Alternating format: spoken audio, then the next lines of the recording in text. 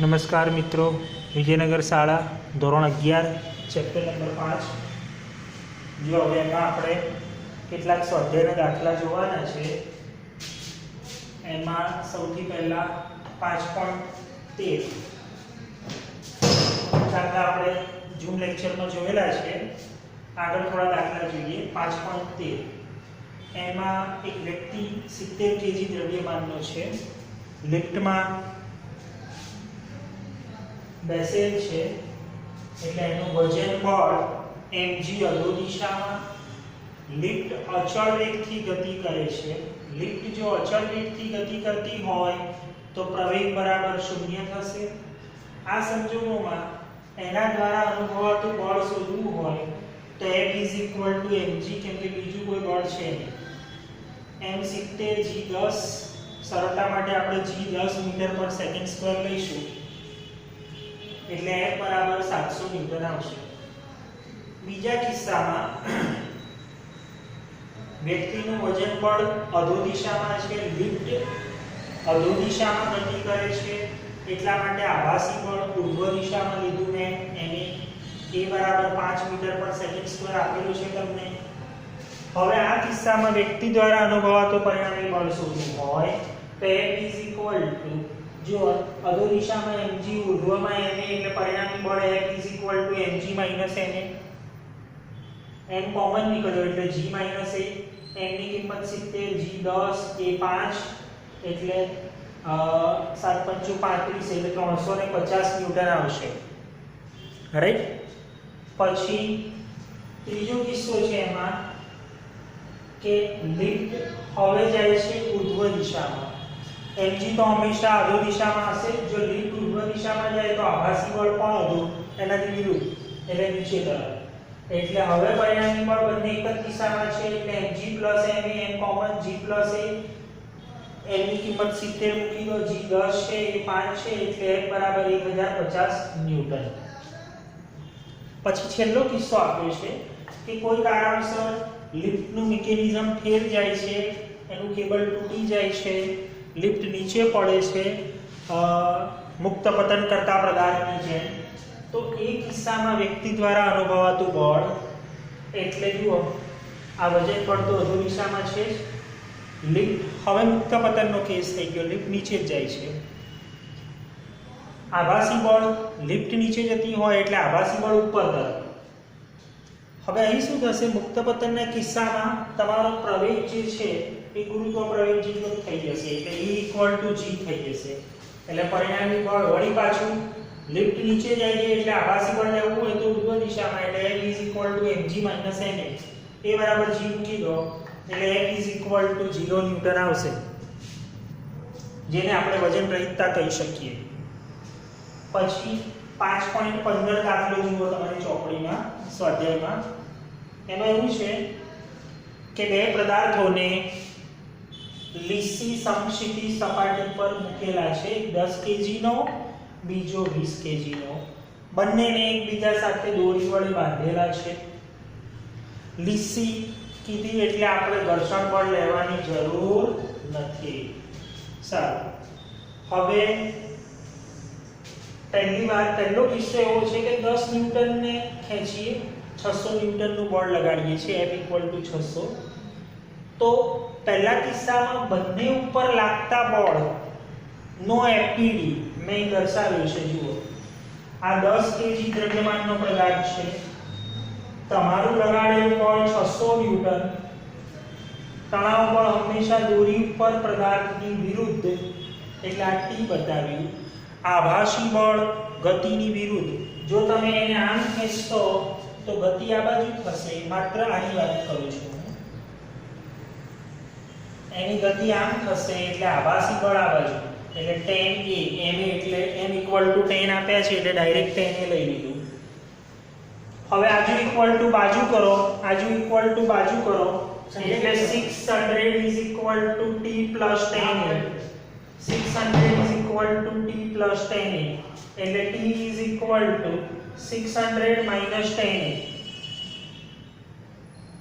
હવે બીજા કિસ્સામાં 20 kg દ્રવ્યમાનનો પદાર્થ છે, 20 kg દ્રવ્યમાનના પદાર્થ પર લાગતું તણાવ બળ જુઓ આ પદાર્થની વિરુદ્ધ T અને આભાસી બળ 20 A ધારો કે પદાર્થને આમ ખેંચ્યો એટલે આભાસી બળ આ બાજુ આવે આ તણાવ બળ દોરી ઉપર પદાર્થની વિરુદ્ધ પદાર્થ ગતિ કરે છે આ બાજુ એટલે આભાસી બળ 20 A આ બાજુ આવશે એટલે T = 28 સમીકરણ 1 સમીકરણ 2 સમીકરણ 1 અને 2 ની સરખામણી કરો એટલે 28 = 600 - 10A એટલે 30A = 600 એટલે A = 20 મીટર/સેકન્ડ².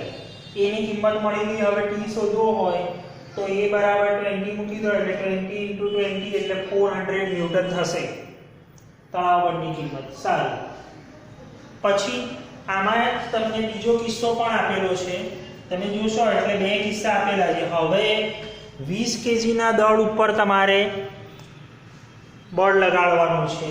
એટલે જુઓ આ 20 kg ના દળને આપણે આ બાજુ ખેંચ્યો 600 ન્યૂટનના બળથી, તો એ કિસ્સામાં બંને બ્લોક ઉપર લાગતા બળ બતાવવા હોય તો તણાવ બળ પદાર્થની વિરુદ્ધ દોરી ઉપર, તણાવ બળ પદાર્થની વિરુદ્ધ દોરી ઉપર. સારું, મેં એક જ સાથે બંને બતાવી દીધા છે. આ 20 kg ઉપર લાગતું 600 ન્યૂટનનું બળ આ બાજુ બતાવેલું છે.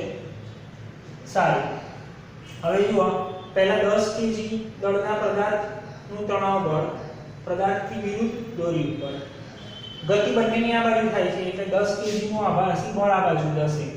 હવે આની વાત કરું, આ તો છે લગાડેલું બળ, તણાવ બળ પદાર્થની વિરુદ્ધ એટલે આ T, આભાસી બળ ગતિની વિરુદ્ધ, ગતિ આમ થાય છે એટલે ગતિની વિરુદ્ધ એટલે આ 20A. આમાં આજુ ઇક્વલ ટુ બાજુ ઉપયોગ કરો એટલે T = 10A. આમાં આજુ ઇક્વલ ટુ બાજુનો ઉપયોગ કરો એટલે 20A + T = 600.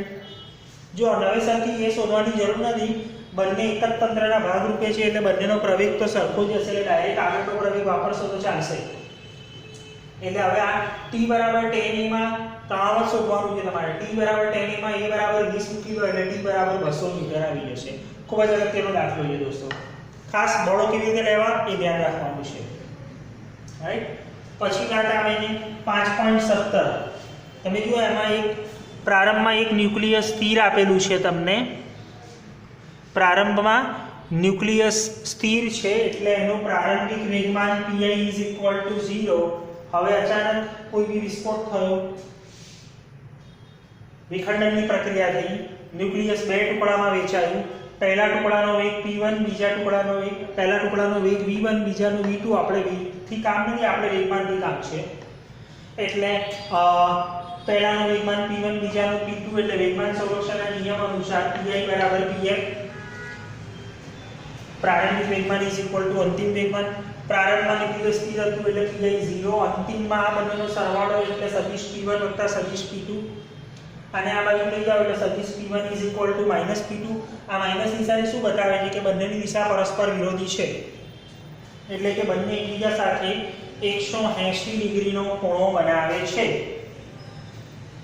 એક MCQ તરીકે પણ પૂછાય એવો પ્રશ્ન છે. પછી આગળ એમાં તમને જુઓ એક ગરગડી જેવી સિસ્ટમ આપી છે. એક 8 kg દ્રવ્યમાનનો પદાર્થ, બીજો 12 kg દ્રવ્યમાનનો પદાર્થ લટકાવેલા છે. તો દોરીમાં ઉદ્ભવતો તણાવ અને દરેકને મળતો પ્રવેગ શોધવાનો છે તમારે. તો જુઓ મેં બંનેના FPD બતાવ્યા છે, 8 kg 12 kg. પહેલા તો ગરગડી ઘર્ષણ રહિત કીધું છે એટલે ઘર્ષણ લેવાની જરૂર નથી. આ એનું વજન બળ બતાવ્યું mg પ્રમાણે 12g, આનું વજન બળ બતાવ્યું mg પ્રમાણે 8g. તણાવ બળ હંમેશા પદાર્થની વિરુદ્ધ દોરી ઉપર, પદાર્થની વિરુદ્ધ દોરી ઉપર. બંને T એટલા માટે લીધા કેમ કે દોરી એક જ છે, એટલે એક જ દોરી છે. આ ગરગડી પરથી પસાર થઈને જ આ બાજુ આવે છે એટલે બંને બાજુ તણાવ બળ સરખું જ હશે એટલે T. સારું, હવે આ ઓબ્વિયસ છે કે આનું દ્રવ્યમાન વધારે છે એટલે આ નીચે જશે એટલે એનું આભાસી બળ ઉપર ગતિની વિરુદ્ધ. આ હલકું છે, આ નીચે જાય એટલે આ ઉપર જશે તો એનું આભાસી બળ નીચે એટલે 8A. સારું, એટલે આ રીતે FPD બતાવ્યા. આમાં T 12A 12G T T8J8 બંનેની વજન બળ તો અધો દિશામાં છે જ આભાસી બળ અપેક્ષિત ગતિની વિરુદ્ધ અને તણાવ બળ પદાર્થની વિરુદ્ધ દોરી ઉપર સરખા તણાવ બળ લેવાનું કારણ તમને ખબર પડી કે દોરી એક જ છે બસ હવે એમપીડી ઉપરથી સમીકરણ બનાવીએ તો T બરાબર 8G + 8A અને આની ઉપરથી બનાવો તો T + 12A = 12G એટલે T ને સૂત્રનો કરતા બનાવો એટલે 12G - 12A એટલે 8G + 8A = 12G - 12A એટલે 20A = 4G એટલે A બરાબર 4 × 10/20 એટલે A બરાબર 2 મીટર/સેકન્ડ². A = 2 મીટર/સેકન્ડ². આ પ્રવેગ આવી જશે.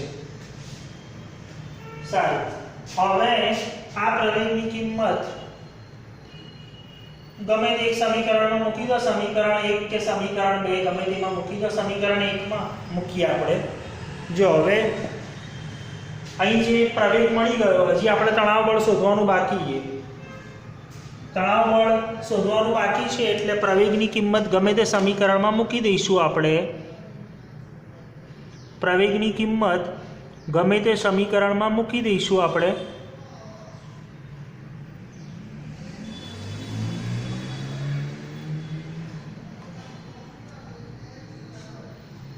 એટલે જુઓ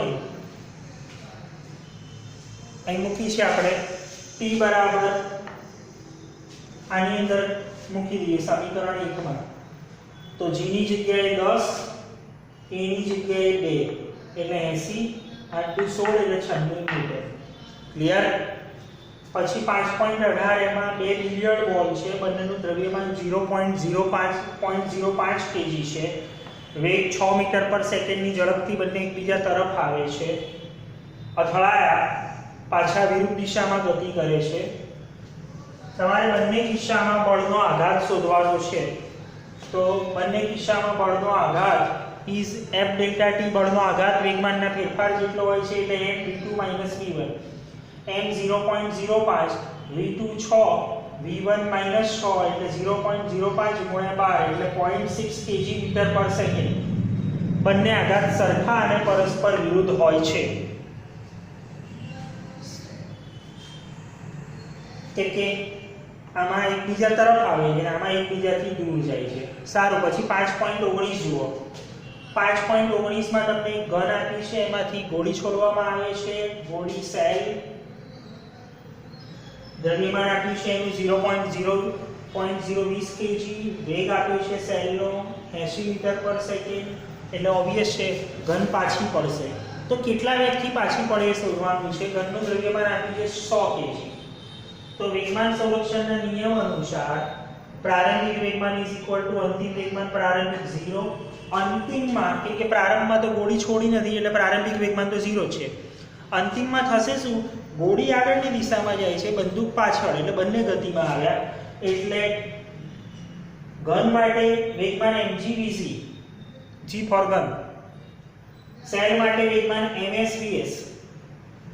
અને આ બાજુ લઈ લો એટલે mgvc = -msvs. vg સૂત્રનો કરતા બનાવે ms ની કિંમત મૂકી vs ની આ છેદમાં આવ્યો એટલે જવાબ આવશે તમારો 0.016 મીટર/સેકન્ડ. નમસ્તે મિત્રો, આગળના પીરિયડમાં જોઈશું.